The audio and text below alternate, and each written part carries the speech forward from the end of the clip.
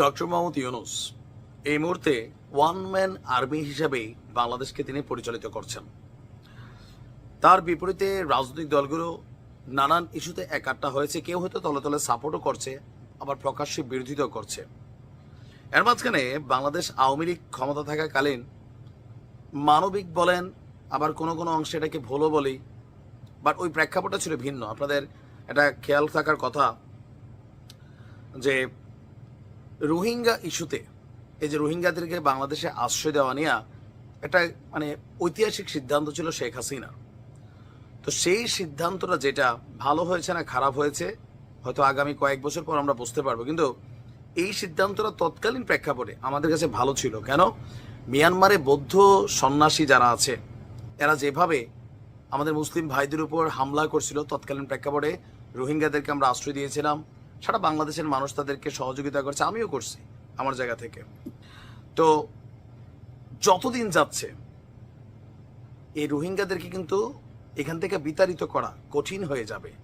আর এর মাঝখানে রোহিঙ্গা ইস্যুতে গতকালকে আপনারা জানেন যে জাতিসংঘের মহাসচিব আন্তোনিও গুতেরেস তিনি বাংলাদেশে আসছেন, তাদের সাথে দেখা করছেন, সেখানে ইফতার করছেন, অনেক আশ্বাস দিয়েছেন।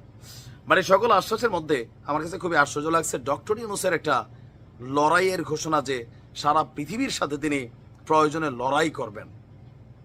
কাদের নিয়ে?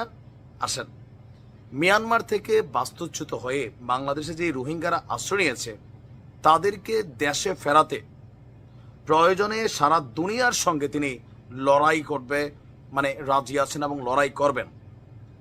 তো রোহিঙ্গাদের প্রত্যাবর্তন ইস্যুতে আওয়ামী লীগ সরকার শেষ পর্যায়ে এসে আপনাদের খেয়াল থাকার কথা খুব হার্ড ওয়েতে গেছিল। এখন রোহিঙ্গারা কেন আমাদের জন্য ঝামেলা?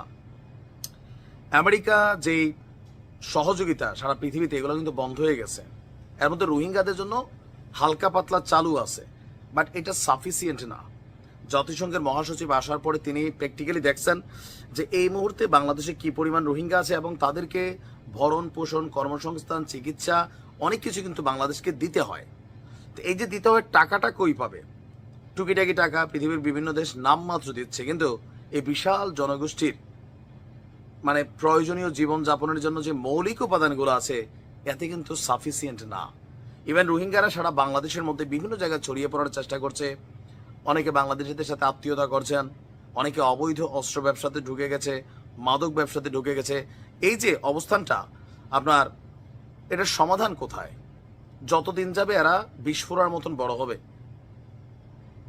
এখন এই পরিস্থিতি থেকে ডক্টর ইউনূস মনে করছেন রোহিঙ্গাদের দুঃখ দেখে সমাধান করতে আপনার জাতিসংঘ মহাসচিব এসেছেন। এই ঈদে না হোক, আগামী ঈদে যাতে রোহিঙ্গারা নিজ দেশে ঈদ করতে পারে সেই প্রত্যাশা তিনি করছেন, এবং তিনি বলছেন রোহিঙ্গাদের দেশে ফেরাতে সারা দুনিয়ার সঙ্গে প্রয়োজনে লড়াই করবেন। তো তিনি তো ক্ষমতায় থাকবেন আর 6 মাস। এর আগে তিনি যখন রাষ্ট্র ক্ষমতায় ছিলেন, রোহিঙ্গাদের জন্য তার যে গ্রামীণ ব্যাংক অথবা তার যে এনজিও আছে আসলে কি ধরনের সহযোগিতা দিয়েছে করেছে ওরকমভাবে গণমাধ্যমে ছাপা হয় নাই, হয়তো বা করেছেন। আওয়ামী লীগ ইউনূসকে পছন্দ করতো না, সো ওই খবরগুলো হয়তো আমরা জানিও না, বাট এখন হয়তো তিনি জানাইতে পারেন যে তিনি দাতা হিসাবে আপনার হিউজ টাকা, কিন্তু এই যে 666 কোটি টাকা করের একটা ইস্যু ছিল, তার এনজিওর বিভিন্ন সহযোগিতার কারণে এগুলা মাফের একটা ইস্যু ছিল। বাট তিনি কি এই যুদ্ধে জিতবেন?